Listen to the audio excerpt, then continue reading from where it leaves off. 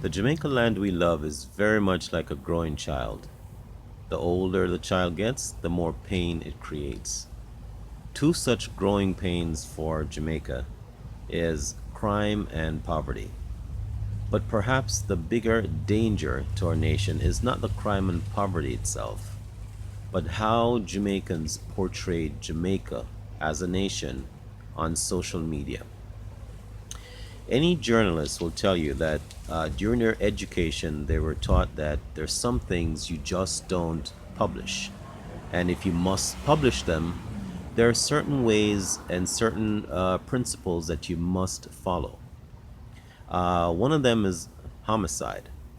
When you're portraying dead people, dead bodies, any incident involving a dead human being, you must display uh, a sense of discretion. You do not display dead bodies on videos all over social media. That's just not something you do. That tells other people that there is a war zone going on in your country. Uh, we must be mindful that Jamaica is a tourist destination, a place where people are coming expecting to be at peace and relative safety. This is not to say that we should not at all tell people to be careful. You do tell them to be careful. You tell them to be aware of their surroundings, aware of where you go and what you do. That's just like being anywhere in the world. The United States, for example, you go to Chicago, a city where close to 1,000 people die every year from gunshot killing, murder, the worst kind of murders.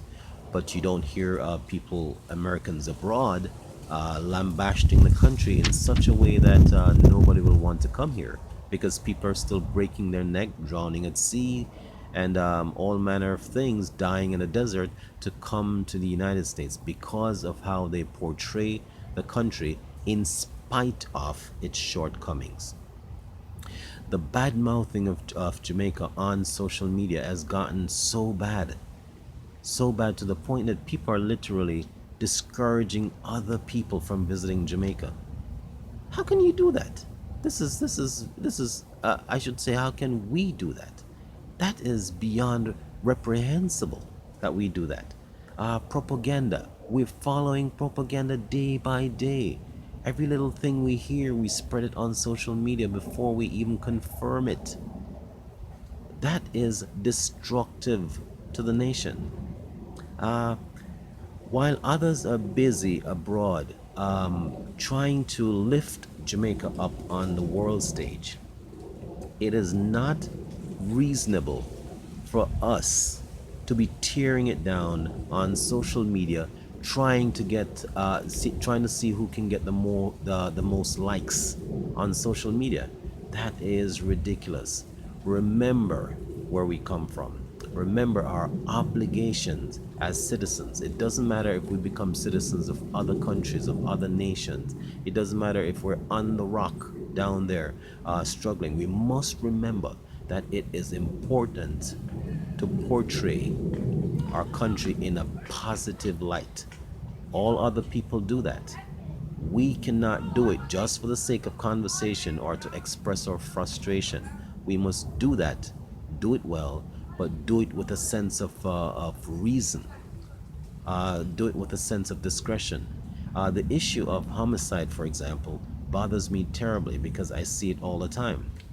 People tripping over each other to publish images of maybe a 8 or 9 year old child who was killed.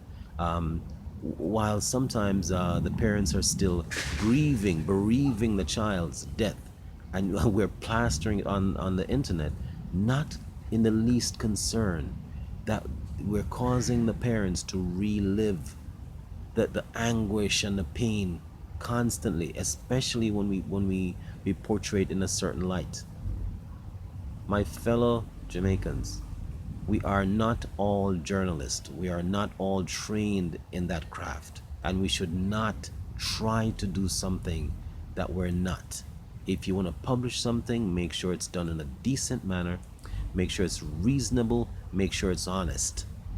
Do not try to sell out our country for simply getting the most likes on social media.